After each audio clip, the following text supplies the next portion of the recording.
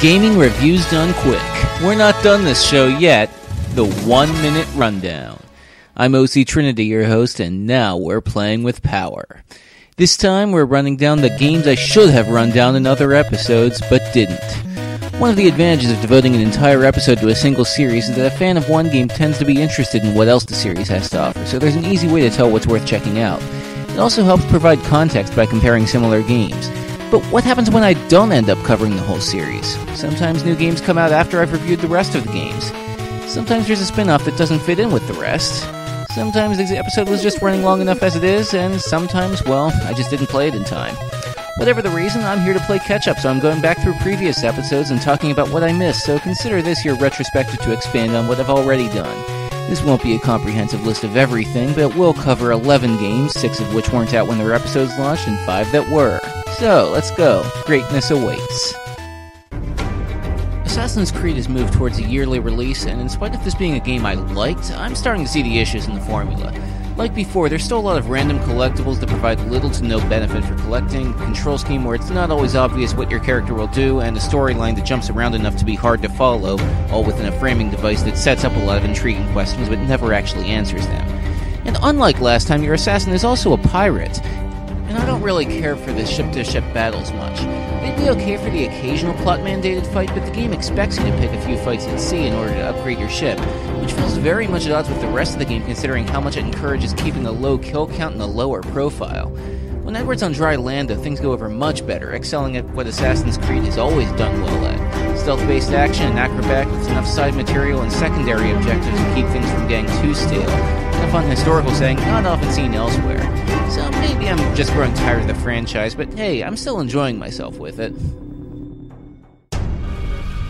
First things first, no, I still don't like the characters' new designs and think this probably would have been better received critically had it not been a Devil May Cry game, or at least renamed the characters. That said, I do like the premise of this, which sees Dante working through a parallel world where demons run free and whose actions directly affect our own. I mean, here the level itself is consciously trying to kill you. Dante still has his usual share of crazy, stylish combos using a combination of melee and ranged attacks, but there's a lot more potential, if not outright emphasis, on air combos, making that rare sort of action game that can be fun just to watch someone else play. There's also more platforming involved, though this tends to break down to just knowing which of the two grappling hook-like techniques to use. An edited control scheme makes switching between weapons a lot easier, but it does so by dropping the targeting button, which makes trying to hit one specific enemy in a crowd tricky. And if you've played other Devil May Cry games, you'll find normal difficulty a bit too easy. But past that, you'll get what is, against all odds, a worthy addition to the Devil May Cry name, or at least Devil May Cry style. The newest Mortal Kombat actually didn't change its gameplay too much from the second newest Mortal Kombat. At its core, there's two major changes, and one of them, Interactive Battlegrounds, is carried over from the same team's other fighting game, Injustice. The other is that each character selects one of 3 different styles before the fight begins, each of which adds a few new skills and properties, a little like individualized versions of Street Fighter Alpha's ISOs. Past that, you've got a pretty similar game, but it's one that I do like better than the previous outing. And like that one, you've also got a rich story mode using essentially the same formula of rotating perspectives every 4 fights or so, picking up some 20 years after the previous game with a new generation of characters joining some old favorites. And with so many fresh faces, the character roster feels better than ever, especially since the characters seem more unique than before. I still find the combos not as fluid as I feel I should, though. In particular, it feels like I'm pressing the buttons for the entire combo before I've even seen if the first hit worked. So still not as perfect as it can be, but still a great way to usher in a new generation of fighting games. The video I'm attaching here is probably going to make this look like a remake of Link to the Past, but no, it's actually closer to a direct sequel to it, a new game that basically plays like a Super NES game but cuts out the technical limitations. For one, I found it really refreshing there's little downtime when it comes to gameplay versus story, and it doesn't waste time setting up exposition before going into the fun. Obviously there are some changes and additions. Finding new items and dungeons is downplayed, instead having to rent most of them until your next game over, or buy them for a much larger fee. Instead it feels like most of the dungeons, which by the way come in groups that can be played through in any order, are built around using one specific item, then learning to use it at its highest potential. About 30 minutes into the game, you'll be able to transform into a painting and walk along walls, and you'll never stop solving puzzles and finding new places to explore using this. We still have about as much content as other recent Zelda games, just streamlined so you'll be able to experience it quickly, so we get a near-perfect mix of old and new, making it among the best in the series, and considering how high the bar was set, that's saying a lot. Let's not kid ourselves, this is a fan game in a series where fan games run abundant, except this one got actual Capcom support since it worked well as a 25th anniversary present for both series. And as far as Mega Man games go, it's okay.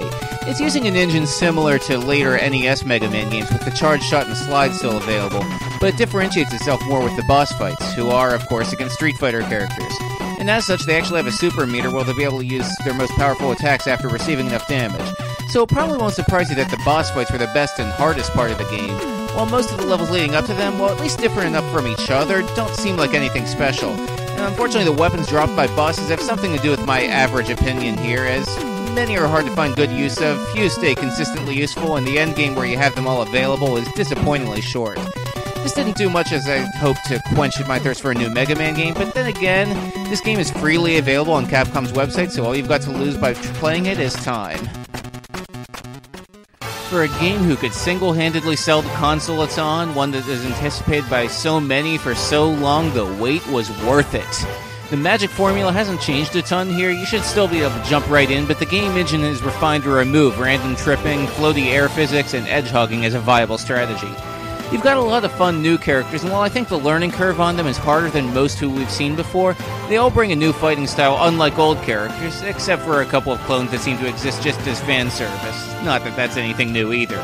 They're better balanced than before too, and a few characters who are unusually strong or weak have even gotten patched to keep it competitive. This is a game best enjoyed with a group of friends, but there's a lot of fun single-player modes too. And of course there's online play for the loners, but that's where my biggest issues lie. Matches lag far too often, and I don't really like the default options given for the rooms, and given how much they put into customizing characters with new special moves, it sucks that I can't use them in most matches. But that aside, it's still among the best for multiplayer fun you're gonna find. Now, I should also talk briefly about Smash Bros. For 3DS. It runs on an identical engine and features the same characters, but not the same stages or game modes. Smash for Wii U has more content overall, but Smash 3DS probably has more people playing it, so take that how you will. Anyway, that's all the new stuff, so let's get to the older stuff now.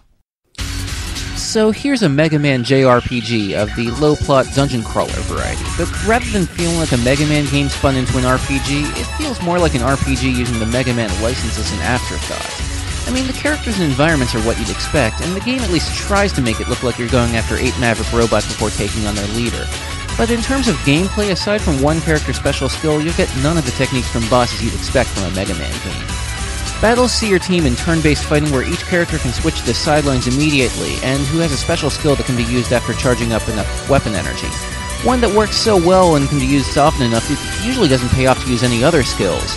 If this sounds a bit like Final Fantasy X with more emphasis on limit breaks, you're not far off, and can probably understand my general opinion of flawed yet enjoyable. I think I would have enjoyed this a lot more if I wasn't constantly using the same skills the whole game. That said, given it's a bit short, easy, and using characters we all know and love, this could go over well as an intro to JRPGs. Unless you lived in Japan during the late 90s, you probably missed this long-lost spin-off to Chrono Trigger, and if you've done the research already, you might think you can skip it since the story essentially is a prototype that was heavily expanded on in Chrono Cross. In fact, many of the characters seem to only resemble their future ones in the most basic sense possible. The game itself is a text adventure that follows Surge, Kid, and Magil through a mansion trying to recover the lost treasure, the Frozen Flame, and that's pretty much it.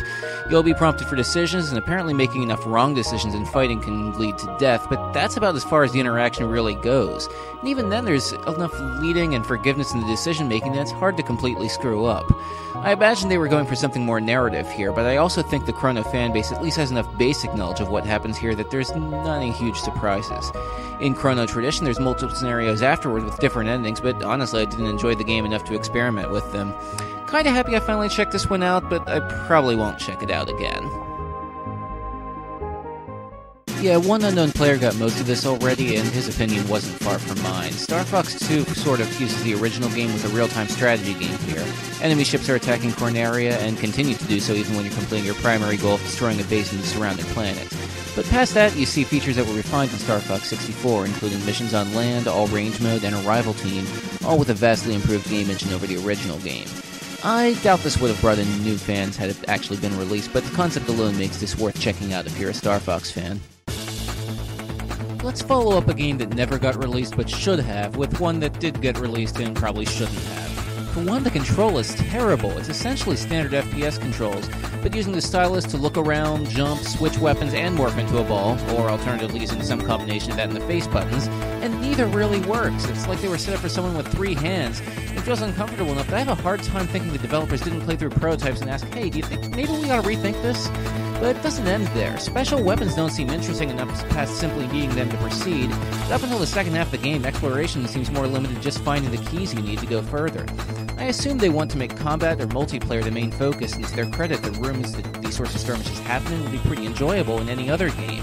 But it feels like any sort of humanoid-on-humanoid fighting is drawn out far longer than it needs to be since it's so hard to hit anything.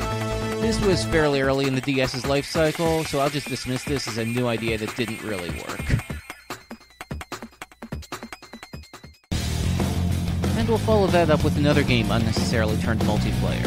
Harmony of Despair is the multiplayer-focused Castlevania spin-off, with previous characters returning with more or less the same skills and mechanics they had before, and running through compacted versions of levels from their source games, but it's closer stylistically to an MMORPG, in which characters gain and equip new skills and items as players keep playing. There's a single-player mode, which feels like it could have worked okay as an arcade-style game if they dropped the RPG mechanics, but as a multiplayer game, it's way too easy to latch onto an experienced player and ride through their progress. In either case, there's really not enough content to want to commit to a game like this. There's only 5 characters and 6 levels fresh out of the box, and even then characters seem to grow very unevenly and will have to play some levels multiple times in order to be strong enough to handle later ones. If I had to guess, about the only people that will like this game are Castlevania fans who can commit to playing as a well-rounded, exclusive team. I have a feeling they bought this one already. Everyone else should just let this one rest in peace. Now, it's worth pointing out, I played this on the Xbox 360. This later got ported to the PS3 with some downloadable content included from the start and local multiplayer available, though given it doesn't split the screen at all, that may or may not be feasible to use. Also, the producer, you still watching this? I still have this. And that's it for now. And I realize this wasn't a comprehensive list. There were a lot of games I considered doing here, but left aside for various reasons. Check the video description to see what they were. But hey, it means I've got some more material for another collection of these sometime down the road. But until then, let's go back to some new material. Check back soon for the next 1 minute rundown. I said a few episodes ago I owe my team lunch for going along with that trip, so we'll review something involving a place we can go get some good food. Until then, press start to play.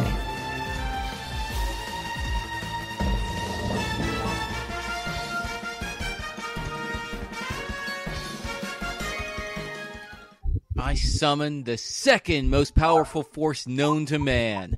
The power of puppies! Yeah, we went over this in a previous episode. The first most powerful force was boobs. Yeah, this game got an A. A for aww.